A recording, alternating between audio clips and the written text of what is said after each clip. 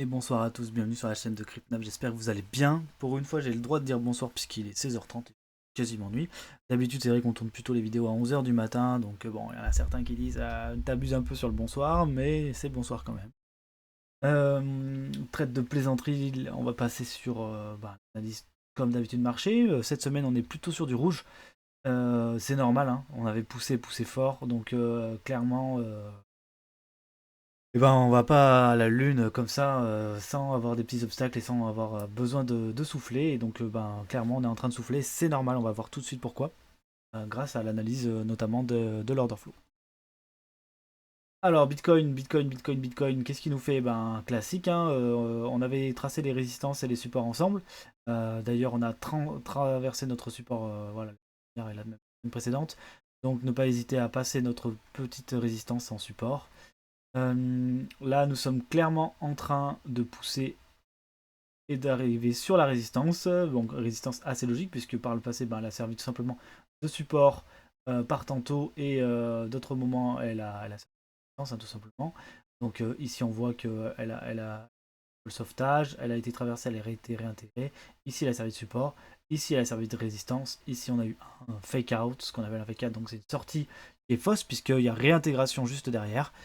Et pas manqué derrière, on a continué notre chute de bear market. Et lorsqu'on revient visiter cette résistance, qu'est-ce qui se passe? On a un rejet massif.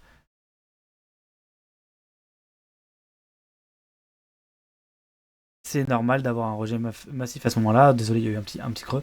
Et c'est normal d'avoir un rejet massif à ce moment-là, tout simplement, puisque et ben, les personnes qui étaient bloquées sur ces achats de W notamment, parce que bah, ça valait to the moon, ou sur le rachat du retest, etc., sont sortis. Euh, Parce qu'ils étaient sous l'eau depuis des années presque maintenant, pourra-t-on dire, puisque ça faisait 1 an et demi qu'ils étaient sous l'eau, et donc ils peuvent globalement sortir. Et puis les gros, bien entendu, qui ont fait le bottom, voilà, pour avoir l'indication sur le côté, j'avais laissé l'histoire du Shad à 20 000, et ben à 40 000, vous voyez que ici ils sont censés sortir. Donc globalement, s'ils sont rentrés à 20, 22, 23, voilà, 22, voilà, ils ont pu sortir massivement en x2 ici et sécuriser leur investissement initial. Euh, on mange une bougie rouge, grosse bougie rouge d'hier. C'est normal. Voilà, c'est normal. On va aller regarder l'order flow tout de suite pour indiquer pourquoi c'est normal. Ben, tout d'abord avec le Bitcoin, où simplement ben, on a eu une hausse des open interest assez drastique, donc des nombres de positions ouvertes. Donc si on compare celle du Bitcoin par rapport au rallye de 2021, ben, tout simplement on a autant de positions ouvertes en levier que ce qu'on avait au sommet du marché du bull run précédent en 2021.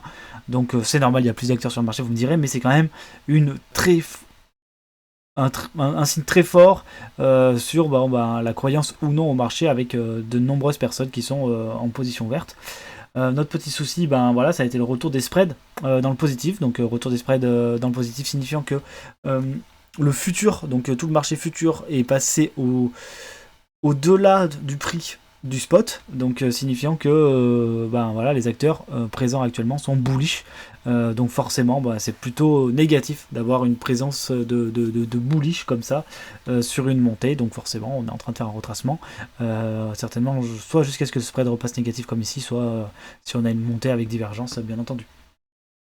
En parallèle, si on met ces infos là avec les altcoins, donc j'ai oublié de le faire, donc je vais le faire en même temps que vous en live. Je l'avais juste pas fait sur le premier, je l'ai fait sur les autres. On constate quoi? Ben, idem que sur le Bitcoin, les open interest sont au même niveau que ce qu'ils étaient, donc sur les altcoins, que ce qu'ils étaient lors du bull run précédent. Donc globalement, ben, on a une très très très forte hausse du nombre d'acteurs qui se positionnent sur les altcoins, plutôt négatif, puisque en plus le funding lui est positif, montrant ben, que les gens sont un peu en train de FOMO sur les altcoins, alors que il n'y avait pas spécialement de raison pour l'instant, à part une réhausse globale du marché. Ceci a entraîné récemment voilà, une belle liquidation. Donc on n'avait pas eu des liquidations comme ça depuis FTX, hein, au niveau des altcoins en termes de proportion volumique, puisque on n'a pas vraiment les mèches sont pas vraiment bonnes, puisque en fait on n'a pas une si grosse différence entre ce moment là et le bear market avec FTX. Donc les datas sont plus bonnes sur la quantité, mais par contre sur la proportion elles le sont. Et donc récemment on voit que on a plus de liquidation sur ce mouvement baissier sur les altcoins que lorsqu'on a vu avec FTX, donc c'est normal, on a quasiment 2 fois plus de positions ouvertes, donc c'est normal aussi qu'on liquide un peu plus. Donc tout ceci semble cohérent. Pour l'instant on n'a pas trop d'essoufflement. Potentiellement on va retourner un petit peu à la baisse pour calmer notamment les spreads et aussi les open interest sur les altcoins. Donc rien d'alarmant d'avoir une bougie de 10-15% baissière. Voilà, vous voyez, un retour au support serait même pas bearish en fait sur le long terme. Bon, par contre, bien entendu, on aura un sommet qui va se positionner cette année. La question c'est où est-ce qu'il va se positionner. Ben moi, vous le savez, c'est mon petit carré jaune là-haut. Pourquoi? Ben tout simplement parce qu'il y a des liquidités qui nous attendent ici, donc une autre résistance. Donc j'espère avoir ce retour jusqu'au 50K peut-être cette année, disons dans cette première phase pré-halving, pardon, donc l'halving qui devrait toujours arriver courant avril, mars. Donc globalement je suis pas trop bearish pour l'instant. Les sentiments de marché, on sent qu'il y a des nouveaux qui commencent à se réintéresser au marché, notamment ceux qui avaient été déjà là, donc au niveau des 40K etc, mais aussi des nouveaux acteurs qui pourraient arriver. Ça pourrait donner de la chair fraîche pour tout simplement servir de liquidité pour s'échapper, puisque c'est aussi ça les marchés baissiers, il faut forcément que quelqu'un perde lorsque quelqu'un gagne. Donc si on a acheté ici et qu'on souhaite gagner, forcément il faut commencer à se positionner à la vente lorsque les nouveaux arrivent. J'exclus pas du tout un retour sur la zone violette. Donc vous voyez la zone violette, si on avance encore un peu dans le temps, peut-être que ça sera pour novembre 2024 avant un vrai rallye. Et ça fera un retour au niveau des 35 000 si on continue un petit peu à monter. Donc ça peut être assez intéressant. Elle est encore plus pertinente sur ETH. Voilà, donc je crois que je l'avais fait en clean, voilà, un peu plus clean ici. Donc vous voyez, j'en ai mis deux, voilà, la plus pertinente ça reste celle-ci, puisque même s'il y a eu des retours un petit peu en dessous, voilà, vous voyez qu'elle a bien servi de support. Donc ça vous permet de vous dire quand c'est que je rachète de l'ETH, je sais pas trop, à part sur les supports bien sûr, donc là on a des supports à 2030$, mais aussi un ultime support au niveau des 1500, mais globalement la zone, le trait violet devrait nous permettre de faire des achats tout simplement sur Ether, si l'opportunité se représente, bien sûr si on n'a pas un crack de l'espace-temps avec un retour, je sais pas moi, d'Ether à 200$, mais bon ça peut être une belle opportunité d'achat pour des personnes qui voudraient rentrer dans le train et profiter d'une hausse potentielle dans le futur. Attention, voilà, le passé ne pas un conseil d'investissement, hein. C'est certainement ce que moi je ferais avec mon argent, mais je ne suis pas vous, donc faites ce que vous voulez faire avec votre argent. Belle performance du jour, on parle d'Atom, tout simplement. Atom, très bullish. Il a fait une super performance aujourd'hui avec un plus 20%. Il est en train d'un petit peu rattraper son retard parce qu'il avait pas mal souffert ces derniers temps. Donc là, ça a l'air d'aller un petit peu mieux, notamment certainement aussi avec une diminution des rendements au niveau d'Atom. Enfin, des rendements, c'est pas des rendements, mais diminution du stacking parce que tout simplement ils ont diminué l'inflation du token. Donc potentiellement, s'il y a le même nombre de personnes qui sont prêtes à l'achat alors avec une inflation qui diminue, et forcément la demande augmente par rapport à l'offre, donc le prix augmente. Ça semble assez logique jusque là. D'autres tokens qui ont fait des belles performances, c'est Sol, il y a le TIA bien sûr sur la récente, mais je voulais parler de Solana. Solana qui a vraiment bien performé, désolé je baille un petit peu, d'habitude je fais la vidéo à 11h, je baille pas à 11h, ouais, c'est comme ça les gars. Donc voilà, super, hop, très beau, belle structure en W, dans des zones long terme, donc clairement il y avait un très beau potentiel ici, surtout le départ là, annoncé les W monthly même, ouais, on a clairement un W mensuel ici, qui s'est positionné, donc ultra bullish sur Sol et son écosystème pour l'instant avec une performance comme ça. Moi j'ai déjà commencé à TP pour deux raisons. La première, on a passé ses liquidités ici au niveau des 48$, donc moi comme j'avais acheté ici, pas de problème. J'ai commencé à TP des petits pourcentages et j'ai TP un autre petit pourcentage au niveau des 75$, puisque ça représentait la première zone de vente, pas manqué, on a tapé pile poil dedans.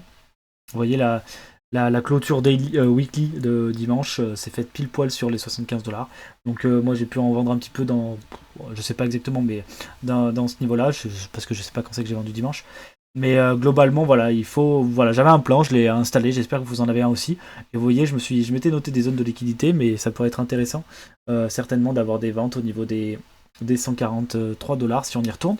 Donc deux fois plus haut qu'à l'heure actuelle, sachant que son market cap a déjà pas mal évolué. Il faudra faire attention à ce niveau-là. Est-ce que c'est le moment de rentrer? Plus trop, on est déjà sur un x3 quasi sur le marché, même x7 sur les 10$. Donc moi je compte plutôt les 20$, on va dire, ça fait déjà un x4 quasiment. quand on est arrivé jusqu'aux 80$ quasi. Donc globalement, c'est plus trop le moment de racheter, surtout qu'il a un market cap assez élevé. Par contre, si on a un beau retracement proposé par Bitcoin et du coup par Solana, ce sera peut-être l'opportunité pour certains qui ont raté le train de vouloir rentrer dedans pour profiter d'une potentielle hausse liée au prochain bull run de l'année prochaine. Pour conclure, peut-être GLD, qui a bien performé ces derniers temps. Pareil, il a poussé, il est allé au niveau de sa résistance, donc voilà, il est en train de stagner dessus. Si Bitcoin repart à la baisse, il repartira certainement à la baisse et redonnera des opportunités d'achat au niveau des 45$. J'avais noté résistance, donc maintenant on est sur un support, bien entendu. Mais en tout cas, au niveau des 45$, et après l'ultime support au niveau des 29$ qui a hyper bien servi avec un super W weekly qui s'est formé. Le premier de tout ce bear market, donc le premier call d'achat, il était la semaine, donc le 23 octobre, non, la semaine juste après, du coup, le 30 octobre, on avait notre call d'achat sur Elrond avec une ouverture à 30$. Donc voilà, à 30$, on avait notre call d'achat clairement sur ce W. Et pour ceux qui sont rentrés en Shad sur ces 30$, bon bah voilà, à 62$, ils ont déjà dû récupérer un double et donc récupérer leur investissement. Donc tant mieux pour vous, j'espère que vous en ferez bon usage et que vous êtes soulagés avec un investissement comme celui-ci.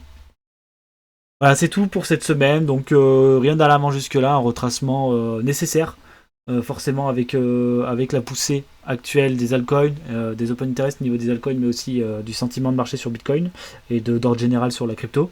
Faut pas oublier qu'en parallèle, on a le CAC 40 qui est en train de faire un nouvel ATH dans pas longtemps, donc il l'a pas fait, mais il va sûrement le faire. Donc c'est voilà, on a un retour plutôt bullish sur les marchés. Attention toutefois quand même si vous êtes nouveau sur le marché, pensez à vous éduquer, pensez à regarder, rentrez pas n'importe où, n'importe comment. Pensez à demander à la communauté comment vous vous sentez, etc. Essayez de chercher un petit peu des conseils sur la gestion de portefeuille, sur ce genre de choses pour ne pas faire trop de bêtises et perdre tout votre investissement, voilà, tout simplement. Bêtement, donc alors quand je dis demander, vous demandez pas forcément à moi, vous pouvez demander à plein de gens, mais voilà, n'oubliez pas que je tiens des lives tous les lundis à 21h, notamment pour aider les nouveaux à comprendre le marché, etc. Donc n'hésitez pas à venir y faire un tour. C'était hier, dommage. En attendant, je vous souhaite à tous de passer une excellente fin de journée. On se retrouve en début de semaine comme d'habitude. Allez, ciao, bye.